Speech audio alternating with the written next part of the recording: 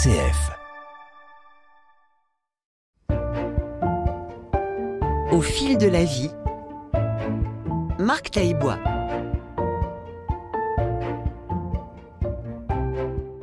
Bonjour et bienvenue, chers auditeurs, pour notre émission Au fil de la vie sur RCF Jéricho-Moselle. Aujourd'hui, j'ai le plaisir d'accueillir deux amis libanais de passage à Metz, invités par le mouvement de l'ACI, et ils sont venus témoigner de la situation au Liban, de leurs engagements là-bas et de leur foi.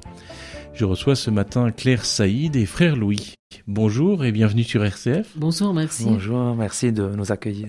Voilà, alors peut-être traditionnellement dans cette émission, on commence par se présenter. Alors Claire, est-ce que vous pouvez vous présenter, nous dire quelques mots de votre famille, de votre parcours et de votre métier ? Moi, je suis Claire Saïd, je vis au Liban, à Beyrouth.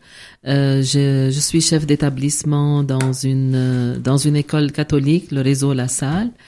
Et voilà, j'ai des engagements aussi apostoliques, pastoraux.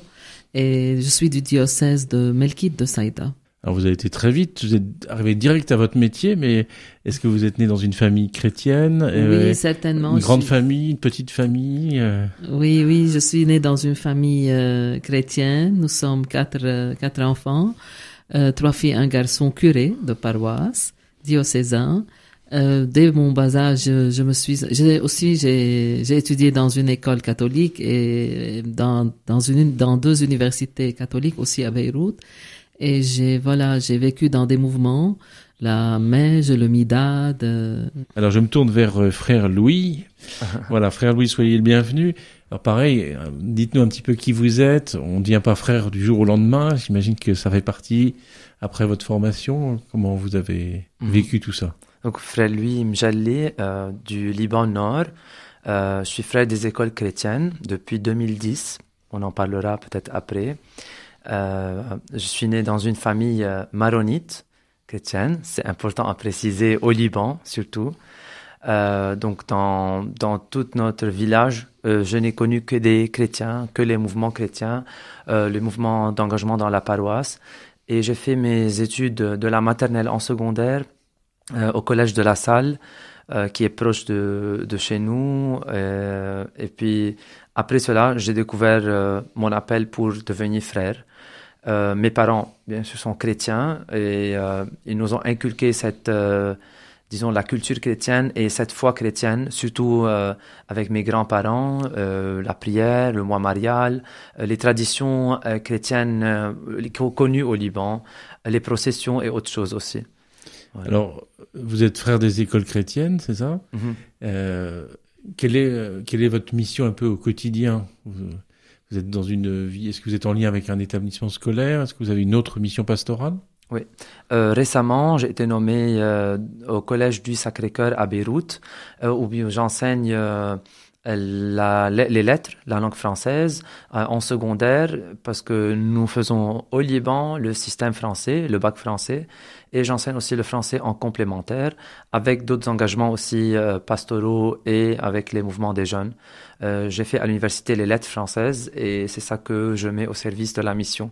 Alors ça, c'est votre mission actuelle, et ouais. Antérieurement, vous étiez dans ce collège de La Salle au nord du pays. Oui, donc au collège de La Salle à Kfar Yashit, là où j'ai étudié, j'ai été nommé comme prof aussi de français et un responsable de cycle, aidant aussi avec la direction et les mouvements, ainsi de suite. Donc j'ai passé 2 ans dans ce collège où nous avons travaillé avec toute l'équipe, le directeur, Monsieur Pierre Bouffara, que je salue, et les autres membres de l'administration aussi, comme donc prof, comme j'ai dit, et responsable de cycle. Voilà. Donc un collège qui accueille combien de jeunes ? Au collège de La Salle, il y a presque 650 élèves. La majorité, comme la région géographiquement et démographiquement elle est, la majorité sont des chrétiens, presque une dizaine ou quinzaine de musulmans, ce qui est un peu différent que d'autres établissements lassaliens au Liban. Nous avons 7 établissements au Liban. Donc celui du Nord, il est en majorité chrétienne, avec un programme hebdomadaire de messe, de catéchèse et une expression de foi qui est un peu visible par rapport à d'autres établissements aussi. Voilà. Alors Claire, vous êtes chef d'établissement, vous nous avez dit. Votre mission, c'est de diriger. Est-ce que vous enseignez aussi ou est-ce que déjà la direction est suffisante? Combien il y a d'élèves? Je travaille aussi pour la coordination de l'histoire géo et la citoyenneté, donc dans mon établissement. Ça me tient à cœur, la citoyenneté, parce que voilà, ça nous a beaucoup interpellés ces temps-ci. Depuis 5 ans, on est dans une situation très conflictuelle. On passe d'une crise à une autre. Et voilà, on se pose sur notre mission dans l'éducation. Quoi éduquer dans un climat de, excusez-moi le terme, de corruption, de politique malsaine, voilà, ça nous interpelle. Comment faire? Il faut dire, alors pour les auditeurs qui connaissent pas la situation, on va en parler plus longuement, oui, mais la situation économique et sociale est très compliquée. Justement. On a entendu parler de cet accident, cette explosion dans le port de Beyrouth il y a 3 ans, 4 ans maintenant. 2021. En 2021. Mais déjà, avant même ce drame, il y avait déjà une situation économique et sociale très compliquée. Donc, j'imagine que ce que vous vivez aujourd'hui est voilà. Oui. Oui. Voilà la situation, si vous voulez, on peut en parler.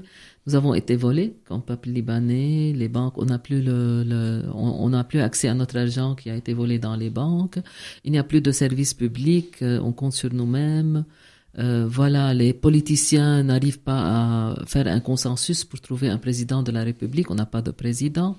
Donc il y a toute une complexité de situations socio-économiques et ça continue. Il y a eu une grande dévaluation de la monnaie aussi. Moi, comme chef d'établissement, je touchais $90 par mois pour vivre. Maintenant, on essaye de remonter la pente, mais difficilement. Voilà, c'est un peu la situation dans laquelle nous travaillons.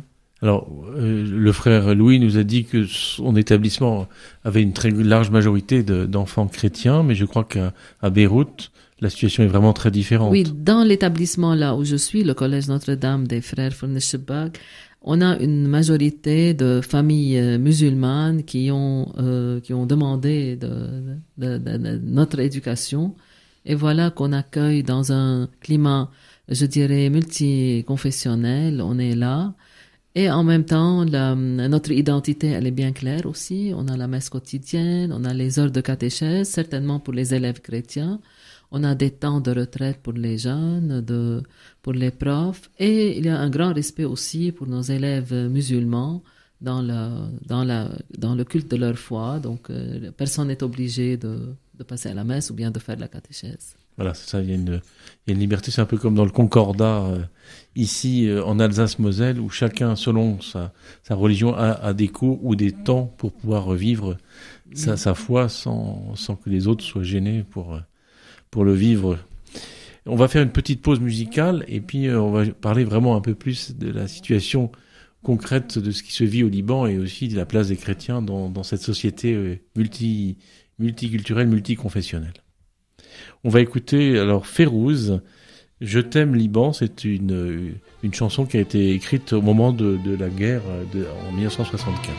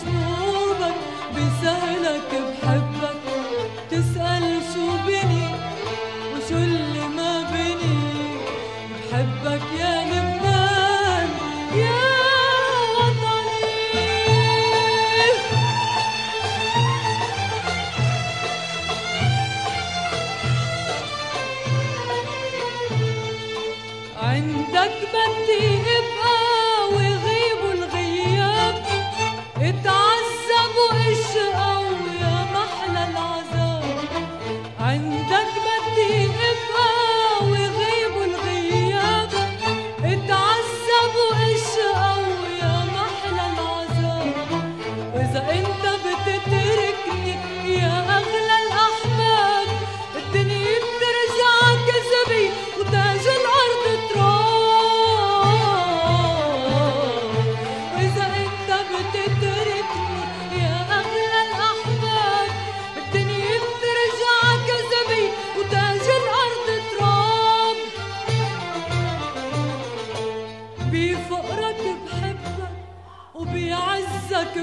بحبك بفقرك بحبك وبعزك بحبك أنا قلبي عقيدي لينساني قلبك والسهرة عبابك أغلى من سني وبحبك يا لبنان يا وطني بحبك يا لبنان يا وطني بحبك بشمالك بجنوبك بسهلك بحبك تسأل شو بني وشو اللي ما بني بحبك يا لبنان يا وطني.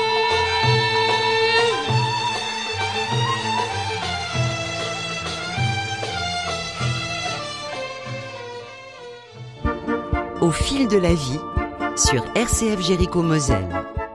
Nous poursuivons notre rencontre ce matin avec deux invités, Claire Saïd et le frère Louis Mjali, tous deux Libanais de passage à Metz. On évoque évidemment la situation du Liban. On sait tous que depuis le conflit de Gaza, la situation encore peut-être plus compliquée dans ce Proche-Orient, mais en tout cas, pour parler vraiment aujourd'hui du Liban, peut-être Claire, dites-nous, vous l'avez un peu évoqué déjà, mais donc la situation socio-économique est très compliquée, beaucoup de choses sont désorganisées, mais pour autant, vous arrivez quand même à faire fonctionner votre établissement scolaire. Les enfants arrivent à étudier dans des conditions correctes? Oui. En fait, pour nous, les Libanais, l'éducation, elle est primordiale. Donc, même les familles, toutes les familles libanaises ne font pas de compromis sur ce point-là. C'est une priorité. Même, ils vendent des terrains pour faire étudier leurs enfants. Et le service privé chez nous au Liban, il n'est pas subventionné par l'État. Donc, nous, on doit aider les familles à prendre en charge. Donc, vous-même, vous cherchez aussi des solutions où il y a de l'aide qui vous... Justement. J'ai parlé déjà de la dévaluation. Donc, les familles, il y a plein de familles qui ont perdu leur travail. Il n'y a plus de sécurité sociale, ni la sécurité d'hospitalisation. Donc, il y a plusieurs charges sur les parents. Et voilà que nous sommes devant ce fait. On a été soutenus par des amis français. Il y a plein de Français vraiment que je remercie qui ont été solidaires. Même au niveau du réseau La Salle internationale, nous avons un bureau de solidarité qui nous a aidés à mettre en place des projets et des subventions. À titre d'exemple, on a eu une subvention pour mettre les panneaux photovoltaïques et nous avons un pays où on a le soleil 300 jours par année. Donc voilà, on cherche à diminuer nos dépenses et à trouver des projets d'autofinancement pour pouvoir continuer. Parce que à un certain moment, l'école a fonctionné comme étant un établissement scolaire et un centre social. Il y avait des familles qui venaient pour demander de l'aide, comment faire pour être hospitalisés ou bien pour avoir des denrées alimentaires, pour pouvoir. On est passé et on passe par des temps vraiment très, je dirais, très secoués par la crise économique. Frère Louis, est-ce que c'est la même chose? Alors, vous êtes pas loin maintenant, vous êtes à Beyrouth, mais si on parle du collège où vous étiez au nord du pays, est-ce que c'est la même situation socio-économique, les mêmes défis, ou est-ce que, je dirais, un peu plus loin de la capitale, c'est moins critique? En fait, la crise a atteint tout le pays et tous les parents étaient affectés par cela. Surtout, c'est l'instabilité qui est vécue aussi bien par les adultes que par les élèves. Beaucoup de parents ont repensé l'inscription de leurs enfants dans le privé parce que c'est eux qui doivent payer toute la scolarité et on était un peu obligés dans les écoles catholiques comme les écoles La Salle, réseau La Salle, comme toutes les écoles, de demander, en plus de la scolarité en livre libanaise, une scolarité ou une aide en dollars de tous les parents. Et certains ont montré une difficulté. Et comme a dit déjà Claire, on a demandé ici et là-bas pour chercher de l'aide. Ce qui est un peu différent, je peux dire, dans les régions, villages ou nord, c'est l'entraide entre les familles. Dans un village, on a nos parents, nos cousins, nos voisins, nos grands-parents. Donc ça, les familles sont ensemble. C'est un peu différent à Beyrouth parce que deux fois, on se trouve seul dans un appartement, comme dans toutes les villes d'ailleurs. Et on voyait une grande solidarité entre les familles. Malheureusement, une réalité est là, c'est que de plus en plus nous perdons des membres de nos familles qui voyagent à l'extérieur ou qui immigrent. Qui émigrent en fait. Voilà, exactement. C'est pas Donc des presque voyages chaque pour famille maintenant, surtout des jeunes. Moi personnellement, dans ma famille, mon frère, il n'est plus au pays. Il a pris sa famille, il a quitté le pays parce que dans le but peut-être d'assurer un futur meilleur pour ses enfants. Bon, on peut comprendre, oui, les gens partent pas pour le plaisir. C'est parce que la situation est trop compliquée ou qu'ils aspirent à trouver un autre lieu. J'imagine que ça vient vers l'Occident, vers le Canada, l'Europe, j'imagine, non? Beaucoup. Oui, surtout les pays des Européens. Même, il y a beaucoup de jeunes qui ont voyagé dans les pays du Golfe dans le but, et ce sont des jeunes qui voyagent avec des diplômes. Oui, ils apprennent et voilà que on peut dire nous les perdons. Le pays perd ses jeunes pour travailler ailleurs et on sait bien, si on parle avec l'un ou l'autre, il n'y a pas de vie sociale. Ils sont pas très satisfaits, disons. Deux fois, c'est un peu difficile, donc ça dépend des jeunes aussi et de leur style de vie, mais ils poursuivent et ils ont cet espoir de trouver quelque chose de meilleur et d'aider, pourquoi pas, leur famille au retour. C'est ça. Est-ce que la situation des chrétiens est différente de l'ensemble des autres Libanais? Est-ce que c'est pareil pour les chrétiens, ces difficultés pratiques, concrètes du quotidien, et pour des musulmans, ou est-ce que l'émigration est plutôt chrétienne? En fait, il y a des jeunes musulmans aussi qui immigrent, mais nous avons un grand nombre, une grande majorité de nos jeunes chrétiens qui sont partis. L'autre jour, je disais hier que j'étais à Notre-Dame du Liban à Paris, et l'église était pleine de jeunes entre 17 et 25 ans. Malheureusement, notre jeunesse chrétienne qui parle. Pour nous, c'est malheureusement, pour la diaspora, même pour les églises du Canada, quand j'étais au synode, le cardinal Lacroix, il a dit, c'est une grâce, c'est un cadeau, les Libanais qui viennent chez nous pour raviver la foi dans les paroisses québécoises. Donc c'est, à double tranchant, mais quand même, c'est une hémorragie chez nous. Nos jeunes ne croient plus, nos jeunes chrétiens aussi, ne croient plus, à leur patrie. À l'avenir dans leur pays, oui, sur leur terre, quoi. Vu que on passe d'une guerre à une autre, ça fait 50 ans qu'on est dans la guerre. Est-ce que vous avez assisté, vous êtes venu ici à Metz pour témoigner sur justement la situation des chrétiens, alors peut-être au Liban principalement.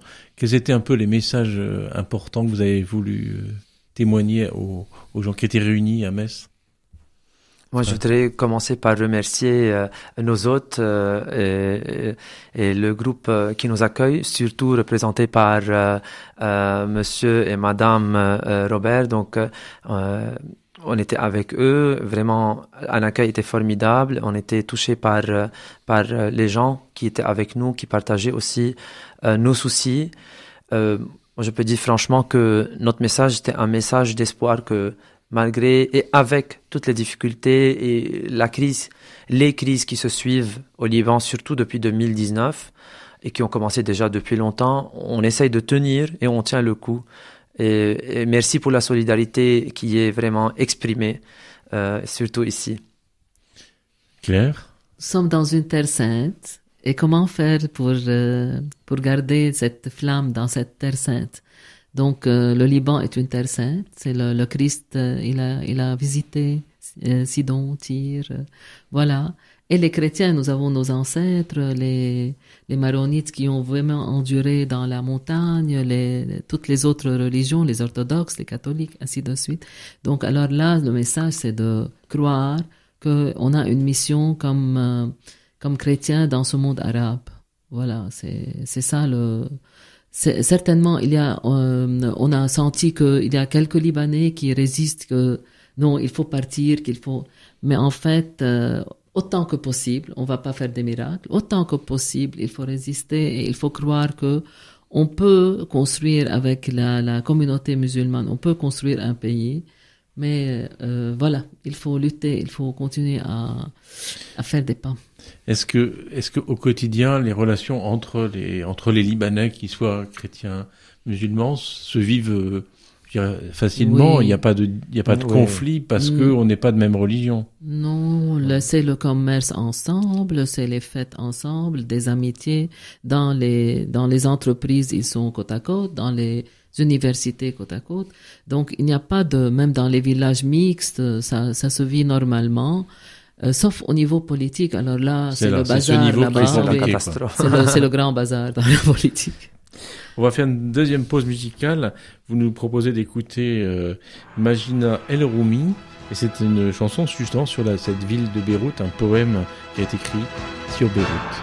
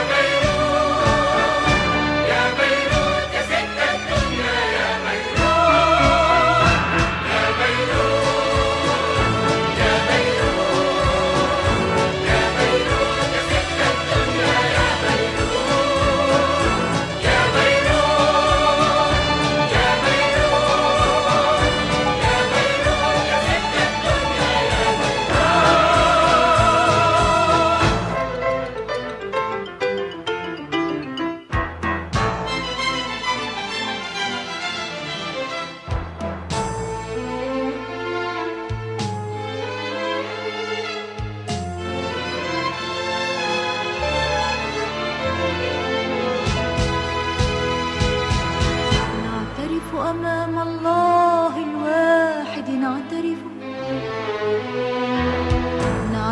أمام الله الواحد نعترف أن كنا منك نغار أن كنا منك نغار أن كنا منك نغار أن كنا منك نغار وكان جمالك يؤذينا نعترف أمام الله الواحد نعترف أمام الله الواحد نعترف أن كنا منك نغار أن كنا منك نغار أن كنا منك نغار أن كنا منك نغار وكان جمالك يؤذينا. Au fil de la vie, sur RCF Jéricho-Moselle. Claire Saïd et frère Louis sont mes invités dans le fil de la vie ce matin. Ils nous viennent du Liban et ils partagent avec nous un peu un témoignage qu'ils ont donné ici à Metz il y a quelques semaines dans le cadre d'une journée de rencontre. Alors, vous avez évoqué vos métiers dans l'éducation, la situation un peu compliquée socio-économique du pays. Mais j'aurais envie de vous demander comment vous arrivez à vivre votre foi dans ce lieu où effectivement vous êtes au milieu d'autres croyants. Est-ce que ça se vit naturellement, facilement? Est-ce que ça se déploie aussi à travers des engagements? On a évoqué les mouvements d'église. Ça vous aide aussi à vivre votre foi? Oui. Claire? En fait, nous avons une chance que nous avons une église qui témoigne de sa foi. Donc on respire ça. On respire dans un climat qui est vraiment chrétien. Moi, au niveau de l'école, l'identité de l'école, elle est bien claire. Elle est catholique, une église catholique, une institution catholique qui témoigne de l'amour du Christ à tous.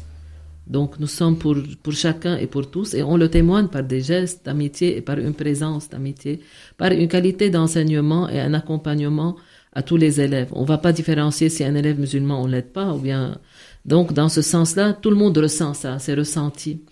Et par exemple, à titre d'exemple, durant le Ramadan, on aide des familles musulmanes à vivre leur jeûne, leur Ramadan, même on a des familles musulmanes démunies, donc on les aide pour témoigner de ce Christ miséricordieux qui aime tout le monde. Voilà, nous essayons de témoigner devant les chrétiens aussi qui ont besoin de voir aussi parce qu'ils sont très fragilisés, les chrétiens du Liban. Donc aussi, on est présent là pour les soutenir et pour dire que, voilà, la croix, elle est là, mais à un certain moment, il y aura la résurrection aussi.